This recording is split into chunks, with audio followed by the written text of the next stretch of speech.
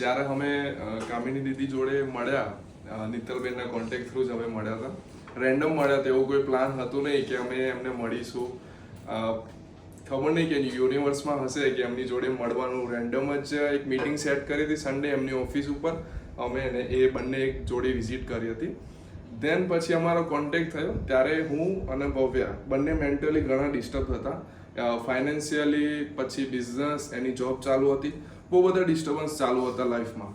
પછી એક સડન વિચાર આવ્યો કે ભવ્યાએ વિચાર્યું કે ભાઈ મારે જોઈન કરવું છે, એમની જોડે શીખવું છે. પછી એને 1.5-2 મહિના સુધી ઘણું બધું એને શીખ્યું કામિની દીદી જોડે. મેં બી બિલીવ કર્યું કે હા, ઘણી બધી વસ્તુઓ લાઈફમાં ચેન્જ થઈ જાય છે. નાની નાની વસ્તુઓ જે કહેવાય ને કે ક્યારે વિચાર્યું બી નહોતું કે આવી રીતે અમારી લાઈફ ચેન્જ થશે. એની હેલ્થ પ્રોબ્લેમ ઘણી બધી હતી, તો એ સડનલી સોર્ટ આઉટ થઈ. એની મેડિસિન 2 યરથી ચાલુ હતી, જેનાથી રિકવર નહોતું થતું. પણ રેન્ડમ અહીંયાથી બિલીવ કર્યો ને એ બધું રિકવર થવા માંડ્યું. તો એ બધી વસ્તુ થઈ અમારી લાઈફમાં.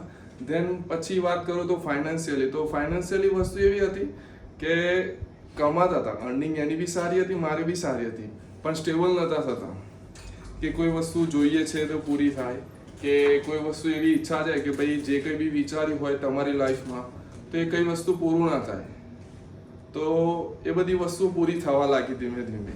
પછી જે લાસ્ટ યર અમારું બિઝનેસ, મારો ટી-શર્ટ્સ મેન્યુફેક્ચરિંગનું છે, તો મારું લાસ્ટ યરનું ટર્નઓવર 1 યરનું જેટલું હતું, એનાથી હજી અડધું વર્ષ જ થયું છે. લાસ્ટ યર કરતાં 10 ટાઈમ્સ ઘણું અમારું ટર્નઓવર છે.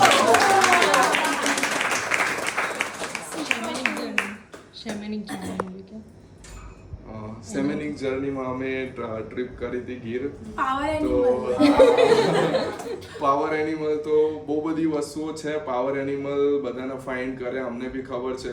તો સડનલી કોઈ ડેલી ટાસ્ક હોય કે કોઈ વિશિસ હોય તો માઇન્ડમાં વિચારે કે હે એનિમલ અમારું આ કામ પૂરું કરી દે છે, અને 100% એ કામ પૂરું થઈ જાય